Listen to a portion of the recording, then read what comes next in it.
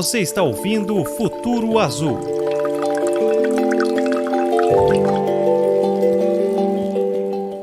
Olá! Algumas regiões de Santa Catarina já vivem uma estiagem preocupante, e esta é uma constante em maior ou menor grau de intensidade, especialmente nesse período do ano. Por isso, o podcast Futuro Azul do Grupo Atlantis recebe dois convidados, o engenheiro agrônomo José Cirilo Calegaro e o diretor de concessões e expansão do Grupo Atlantis, Tiago Eng, que é engenheiro civil formado pela Unisul. Aqui é o jornalista Cláudio Schuster e vou conversar primeiramente com José Cirilo Calegaro, que é formado pela Universidade Federal de Pelotas, no Rio Grande do Sul, e especializado em engenharia da irrigação pela Universidade Federal de Viçosa, em Minas Gerais. Fez ainda mestrado em irrigação e drenagem na Universidade Estadual Paulista e desde 1986 trabalha na Ipagre com irrigação, drenagem e armazenamento de água para a criação de peixe. Obrigado por ter aceitado o nosso convite, Calegaro. Seja bem-vindo. Em primeiro lugar, boa tarde aos ouvintes. Eu é que agradeço a oportunidade de poder explicar um pouco o que é o meu trabalho, o que eu faço aqui em termos de, vamos dizer, em termos de amenizar secas aqui na região de Tubarão. Como eu falei, Santa Catarina já está passando por um período de estiagem, principalmente no oeste, Planalto Sul. Já existe, Calegaro, algum alerta em outras regiões? Como é que está a situação em termos do estado? Certo, Cláudio, nós temos um momento, uma seca no oeste do estado, e nós temos que falar que é uma seca assim que é uma seca de época, nessa época do ano. Normalmente nós temos um baixo índice pluviométrico e aliado, vamos dizer, uma agricultura tecnificada que exige cada vez mais água. E aqui na região, nós temos implementado projetos de irrigação e armazenamento de água para irrigação. Então, esse armazenamento prevendo essa falta de chuva, né? Então, como o fator climático, nós não conseguimos mexer nele, então nós podemos prevenir as secas armazenando água, planejando, vamos dizer, a propriedade, o que ela vai precisar de água e guardando essa água para a época de escassez. Nós tivemos aqui recentemente no Rio Tubarão, não uma falta de água, mas salinização de água. Então, para isso aí, nós também recomendamos que fosse armazenado água para nós não enfrentar mais esse problema. Tá ótimo. A gente vai desenvolver até um pouco mais esse assunto um pouco mais para frente, mas antes disso, quero lembrar assim, que a gente estava antes batendo um papo aqui antes da entrevista e falando sobre um tema que é a dinâmica da água. Eu queria que você explicasse um pouquinho mais o que é isso, para quem está ouvindo aqui o nosso podcast. Então, Cláudio, na verdade é o seguinte, a dinâmica da água é o nosso ciclo hidrológico. Então, a água, ela sempre procura o estado de menor energia. E, então, quando essa água tem uma determinada altura, que ela está em determinado ponto, ela vai escoar para um ponto mais baixo. Então, ela vai sempre para o sentido de caminhar para o sentido de menor energia. E o Sol coloca energia nessa água. Então, essa água, ela evapora, vai para o espaço, aquela coisa toda aí, até formar as gotículas de chuva. Vamos dizer, ela adquiriu energia de novo e ela veio para o solo. E essa energia é a capacidade da água se mover, ou seja, a capacidade dela realizar trabalho. E essa água que está contida no sistema, ela vai e volta, certo? Só que nós temos uma distribuição muito irregular. Então, nós tivemos agora, recentemente, no mês de maio, início de junho, tivemos uma precipitação um pouco mais intensa aqui na região. Mas se nós olhar para trás, nós tivemos, na verdade, um ano de chuva pouco efetiva. O que é uma chuva efetiva? Uma chuva efetiva é aquela capaz de realizar um determinado, vamos dizer, trabalho, certo? Vamos dizer que eu quero que a chuva chegue no lençol freático. Eu tenho um lençol freático com uma profundidade de 30 centímetros no solo. Vamos dizer, o lençol freático está essa profundidade. Então, o que significa 1 milímetro de chuva? Significa uma chuva capaz de atingir 1 milímetro de chuva, ou seja, 1 litro de água por metro quadrado atinge a profundidade de 1 centímetro. Então, para que esta chuva atingisse o lençol freático a 30 centímetros de profundidade, eu teria que ter uma chuva de 30 centímetros. Então, o que aconteceu nesse ano inteiro? Nós tivemos chuvas pouco efetivas no estado. Então, são chuvas que não alimentam o lençol freático.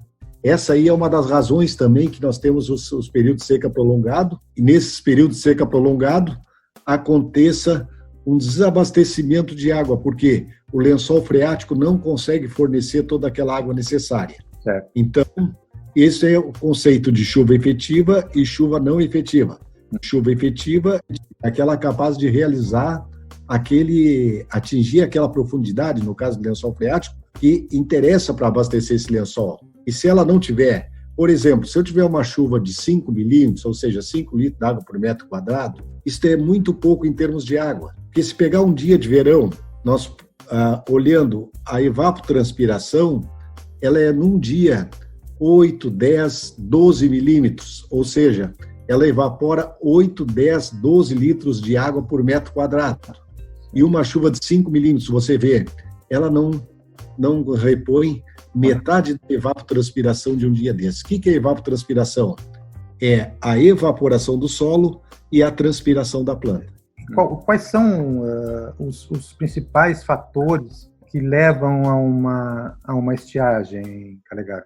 Na verdade, os fatores que nós temos, vamos dizer, um deles que nós podemos relacionar, quando se armazena água, a melhor água armazenada é no solo. Então, por exemplo, eu tenho um solo não preparado, um solo que não vai receber essa água que vem do espaço, certo? Que precipita. Então, seria, vamos dizer, um solo pobre em matéria orgânica, baixa capacidade de infiltração. Então, esse aí é um dos fatores que pode levar à seca. E a distribuição da chuva, na verdade, é um evento randômico, ou seja, ele é um evento ao acaso, né? Uhum. Então, nós vamos ter épocas que vai ter estiagem e temos épocas que vai chover bastante. Então, nós temos uma má distribuição de chuvas. Há anos atrás, quando falávamos em irrigação, aqui no sul do Brasil, o pessoal do Nordeste dizia assim, vocês não precisam água, vocês não precisam irrigação. Vocês têm em torno de 1.500 milímetros de chuva por ano. E a evapotranspiração é em torno de 900, mas acontece que nós temos uma má distribuição. Então, às vezes, nós passamos com chuva não efetiva, às vezes 2 meses, 1 mês e pouco, sem uma chuva, vamos dizer, uma precipitação efetiva. Então, o que acontece? Nós precisamos ter irrigação, né? Então, na verdade, a irrigação ela é necessária para nós. É aquela coisa, nem todos os anos nós vamos precisar, mas seria uma garantia, seria um seguro para a nossa lavoura e o armazenamento de água seria um seguro para a dessedentação dos animais. E questões como por exemplo, desmatamento, coisas assim, elas interferem diretamente nessa questão das chuvas? Como é que é essa relação entre as questões ambientais e essas precipitações de chuva? Na verdade, o estado de Santa Catarina ele é um estado que ainda é bastante verde. Então, se nós olhar, né, em relação a anos atrás, o estado tem uma cobertura vegetal maior, certo? E, na verdade, a árvore, a vegetação, eles fazem, através da transpiração, né? Eu falo evapotranspiração, evaporação mais transpiração. Através da transpiração, essa água ela é levada para as nuvens, vamos dizer assim, e lá em cima vai precipitar, né? Então, é o ciclo hidrológico se manifestando, né? Então, na verdade, vamos colocar assim, o desmatamento para nós ele não é tão prejudicial, porque nós temos mais verde hoje do que tínhamos anos atrás. O que faz o verde? O verde, na verdade, ele é a cobertura do solo, ele é reciclagem, ele traz a água, ele bota essa água no sistema e também ele traz nutrientes. Então, vamos dizer, quando cai aquela folha, quando caem os galhos de uma vegetação, ela vai fornecer matéria orgânica e a matéria orgânica, ela colabora em manter a umidade do solo também. Certo. Ela é muito benéfica. Então, voltando então à questão do armazenamento de água, então fala um pouquinho mais para a gente sobre a importância disso, né? E até assim, alguns resultados que você já tem tido positivos em relação a essa questão do armazenamento de água. Sim, o armazenamento de água é muito importante, né? Vamos dizer, ele é uma questão estratégica. Eu acredito que nós deveríamos ter água armazenada, a propriedade planejada para armazenar água. Nós acostumamos a pegar muita coisa da natureza, certo? E nem sempre a natureza é capaz de repor aquilo que precisamos. Então, o armazenamento, né, nós deveríamos ter na propriedade uma reserva estratégica de água. Não fazer, como muitos dizem assim, fazer um uso múltiplo. irrigação e criação de peixe. Aí vai chegar o momento que você vai ter que optar entre o peixe ou a irrigação, certo? Então, talvez cultivar peixe nessas áreas, uma densidade muito baixa, mas não olhando para o peixe, e olhando sim para o uso dessa água na propriedade. E quanto a resultados, nós temos resultados assim, muito bons em termos de silagem irrigada, em termos de pastagem irrigada, onde eu saliento o curso de jovens agricultores aqui no nosso centro de treinamento, no Setúbal, aqui em Tubarão, esses jovens investindo em irrigação e com resultados fantásticos em pastagens. Bom, esse é o trabalho que a Epagre faz, né? Como é que é a integração com outras áreas ali dentro dessa empresa do Estado?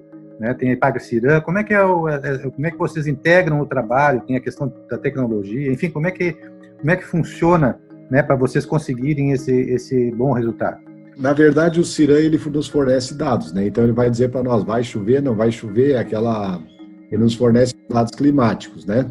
E o nosso trabalho é que assim, vamos dizer, baseado neles também, né? A gente sabe que vai haver estiagem, então é procurar levar para o produtor, já se for o caso, se ele for beneficiário, vamos dizer, ele ter o crédito. Aí fazemos o projeto de crédito, temos o Irrigar Santa Catarina, então é facilitado para o produtor, vamos dizer, a maneira dele adquirir esse equipamento. No meu caso aqui, em termos de equipe, eu faço o projeto. E esse projeto, o produtor, o que ele faz? Ele leva para o comerciante.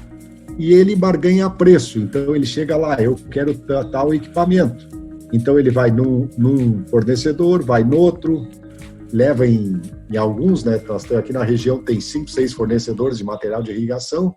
Ele vai lá e fornece esse material, o orçamento, e daí o fornecedor diz o preço que vai vender. Então nós conseguimos bons descontos nisso aí, né? Porque o produtor ele não compra, vamos dizer, um equipamento assim sem dizer o que ele precisa. E em termos de armazenamento de água, o que ele faz? Nós fazemos um projeto de engenharia e esse produtor ele barganha o preço das máquinas. Uma vez conseguido a máquina para a confecção do reservatório, nós vamos lá e marcamos a campo esse reservatório, locais onde corta, locais onde há terra.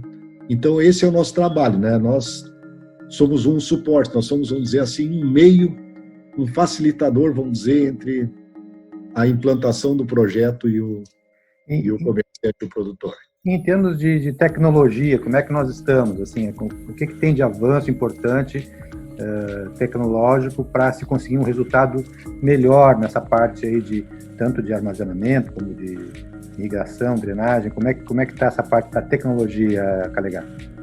Na verdade, nós temos informações, né? Então, a água na agricultura ela tem que ser encarada como um fator de produção e não como combate à seca. Então, o produtor ele não deve irrigar só quando tiver seco. Então, na verdade, ele deve irrigar para produzir, né?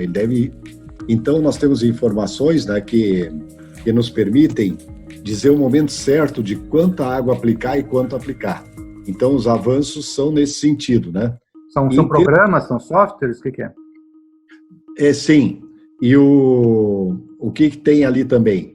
Nós temos hoje a informatização ali nos equipamentos e conseguimos comandar equipamentos à distância, né?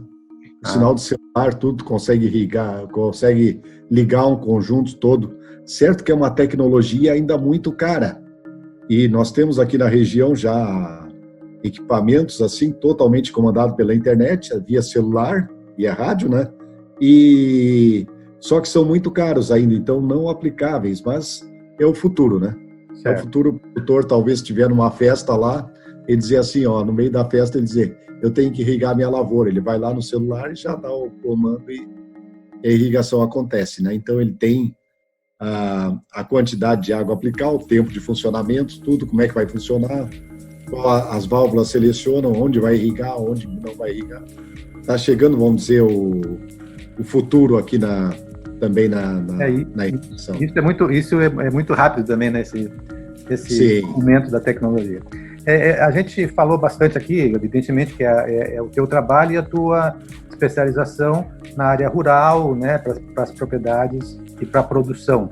Mas, falando um pouquinho para o nosso público urbano, né, o que é, na tua visão, o que é possível ainda, o que pode ser feito, né, em termos de prevenção ou, né, de controle, inclusive, no uso da água, né, para se evitar, né, que os períodos, porque, como tu falou, né, a estiagem ela acontece, né, às vezes não tem como agir na estiagem em si, mas na prevenção e em se preparar para enfrentar a estiagem, né? Para um público mais urbano, o que você falaria, Calegaro?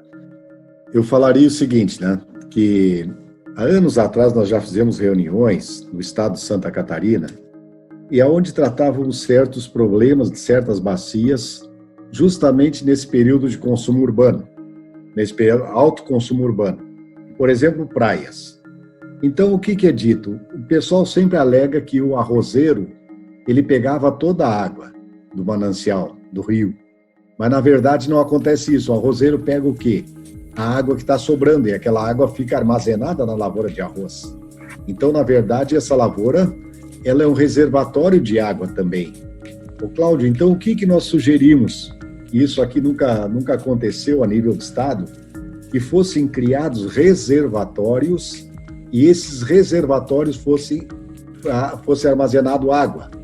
Vamos dizer, áreas assim de 5, 10 hectares, talvez até mais, reservatórios com 3, 4 metros de profundidade, e esse reservatório ser bombeado água para dentro, que ele tivesse mais ou menos uma lâmina de mais 3, 4 metros de altura de água, para ser usado justamente na época de estiagem. Então, o que o pessoal fala quando armazena água? Construir uma barragem. É uma estrutura cara. E esses reservatórios, eles poderiam ser construídos com terra. Eu já falei isso aqui na bacia do Rio Tubarão, né? Com esse problema da água salgada, aí o pessoal diz assim, nós tínhamos que fazer um reservatório, não sei o quê, que serviria para esse reservatório para prevenir enchentes e para armazenar água para a população. Se ele for para prevenir enchente, ele não pode estar cheio da água, porque senão ele não vai segurar nada. Então, o que acontece? Nós criar aqui na zona plana, onde o solo é propício, armazenamento de água, for 5, 10 hectares, e como eu te falei, esse reservatório, ele ser escavado, essa terra construiria os diques desse reservatório e armazenaria uma quantidade de água acima. Então, isso aí nós sugerimos há anos atrás que fosse feito ali para Sarras, para aquela região. Não aconteceu, infelizmente, e chega no verão lá, falta água, né? Então, é aquele ciclo, né? Então, chega no verão, não tem água. E que nós não aprendemos a guardar água. Nós aprendemos a nos apropriar da natureza só. Falta planejamento na nossa cabeça para o ser humano e para ter essa reserva de água. Então, Calegaro, eu queria te agradecer a presença aqui no nosso podcast Futuro Azul e deixar aí esses minutos finais para tuas considerações aí, alguma coisa que a gente não tenha tratado ou que você quiser reforçar. Fica a palavra livre. Tá, então eu gostaria de agradecer o espaço também e lembrar, né, que sempre ali assim nessa questão da água nós temos que aprender a armazenar, nós temos que guardar, né? Nós vamos ter que fazer esse trabalho, né? Eu sei que ele é moroso, é um trabalho que às vezes a pessoa não quer gastar para fazer, o Estado não quer gastar para fazer, mas isso aí vai ter que acontecer, né? Então nós vamos ter que nos prevenir, né? Porque o ciclo da água, ele acontece e tem épocas que nós vamos ter estiagem, né? Então a prevenção, vamos dizer, guardar vai ser a melhor forma de nós combater esses períodos de veranicos, vamos dizer assim, que fica a estiagem. Ok, obrigado ao engenheiro agrônomo José Cirilo Calegaro, que é da EPAGRE e que participou hoje aqui do nosso podcast Futuro Azul.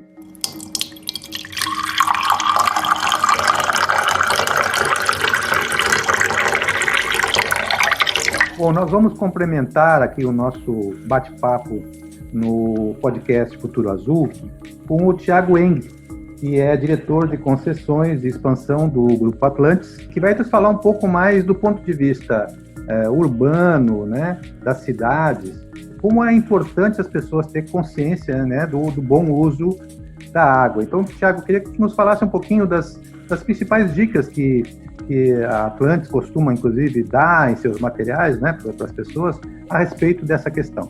Olá, ouvintes do podcast Futuro Azul. Estou aqui hoje para complementar, então, esse tema tão importante e que, principalmente, o estado de Santa Catarina está vivenciando fortemente, né, que é a estiagem, que provoca, efetivamente, a limitação, né, da oferta de água bruta para que as concessionárias possam tratar e distribuir para a população, né? Então, tem uma parte importante aí, nossa, como cidadão,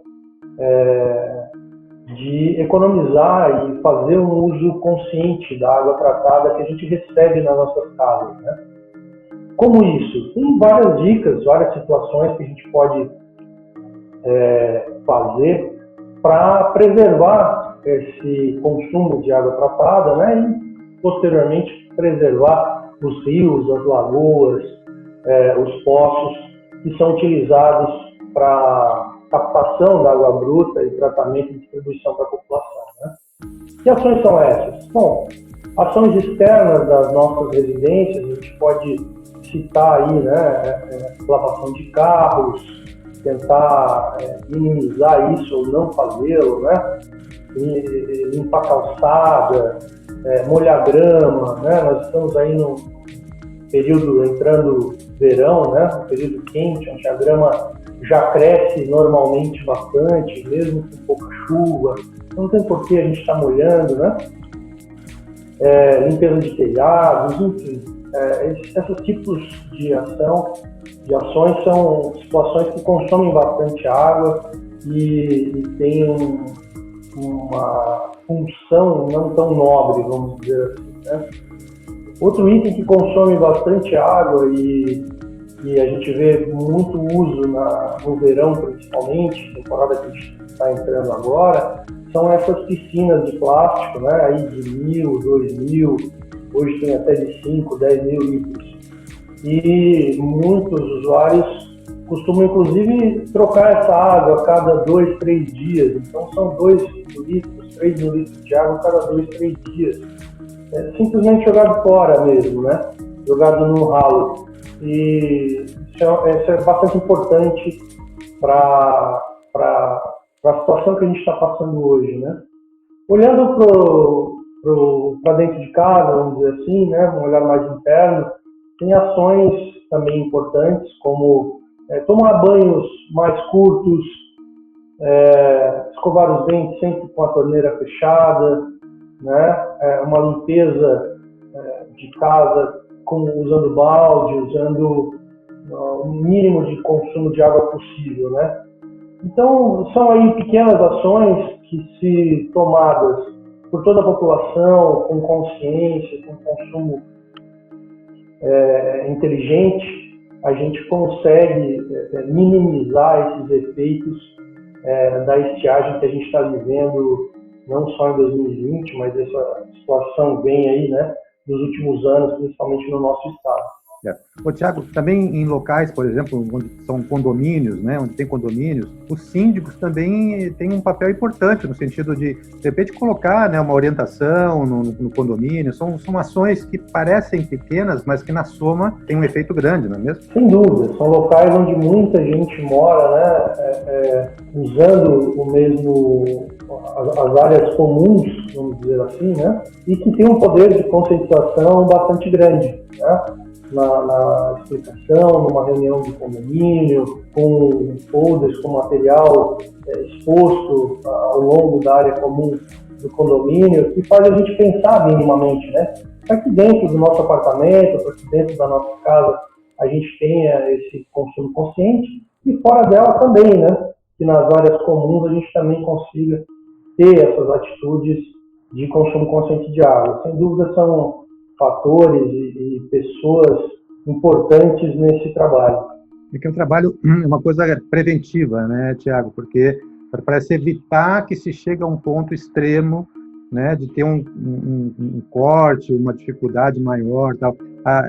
Essa questão que é importante as pessoas entenderem, né, que elas ajudam na prevenção, né? Sem dúvida, já existem cidades nesse momento que estão sofrendo com isso, com rodízios no abastecimento de água. Então, um dia serve um bairro, no outro dia serve o outro.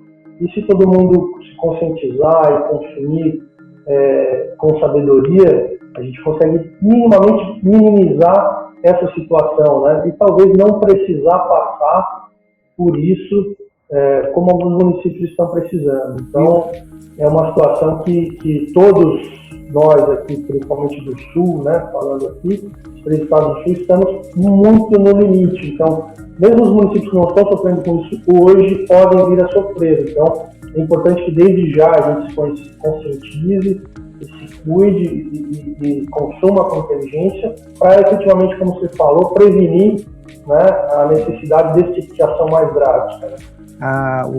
As empresas que fazem parte do Grupo Atlântico, que cuidam em vários municípios aí do abastecimento de água, essas empresas também têm um cuidado especial, né, com perdas, tem todo um trabalho que o grupo faz, né?